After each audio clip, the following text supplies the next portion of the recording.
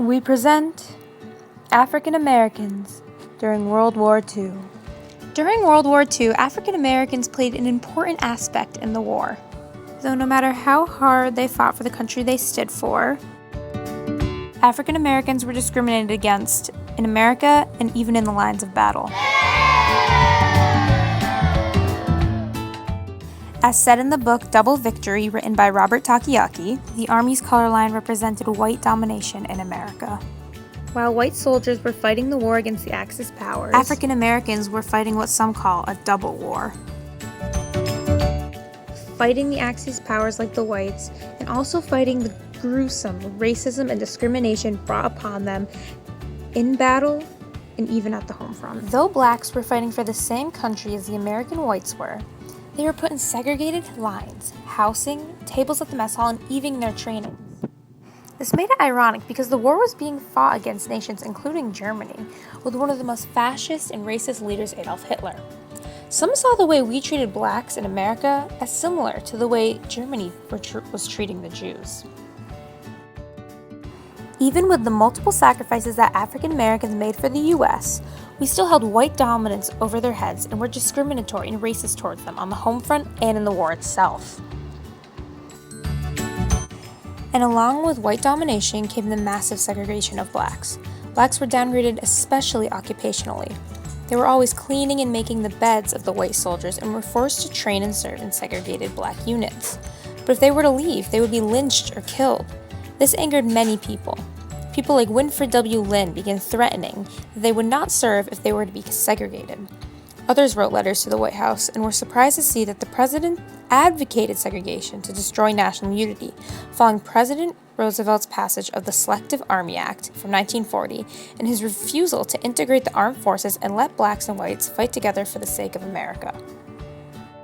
African American women also played a giant role in World War II. These women volunteered to be drafted into the Army in large numbers. Black women only made up 10% of the women recruited, which gave them the label 10%ers by the WAAC. Along with men, women were put into segregated units, lived in segregated houses, ate at segregated tables, and also received segregated training. Though there were people trying to combat the racial segregation of the war.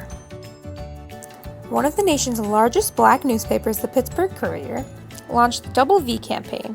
The objective of the campaign was to encourage blacks to support the war effort but fight for civil rights.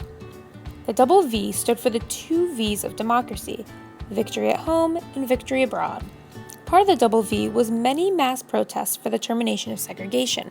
The African Americans took advantage of the fact that America was involved in the war in order to convey their needs for civil rights.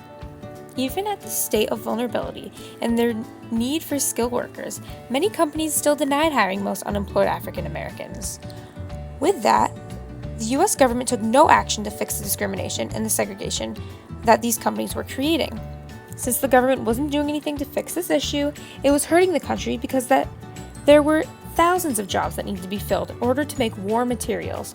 However, that couldn't be accomplished with the refusal of hiring black workers. In response to the labor discrimination, the March on Washington movement was created by labor organizer and civil rights leader Philip Randolph. In 1941, the MOWM organized thousands of African origins to march on the nation's capital. The committee consisted of many prominent black leaders, including Walter White from the NAACP and Lester Granger from the Urban League. Those marching demanded that Roosevelt issued an executive order that banned discrimination in the defense industry. As a result, the compromise made is known as the Executive Order 8802. This banned employment discrimination in government and defense industry. Not only did this count as a major victory for African Americans and racial equality, but it also acted as a starter for the civil rights protests in the upcoming 50s and 60s. This shows that even though racism was extremely prominent in the military during World War II, and at the home front concerning workplace discrimination, people across America advocated for the civil rights of African Americans and protested their way to reach some sort of advancement. World War II could not have been fought without the help of African men and women alike, in battle and at home.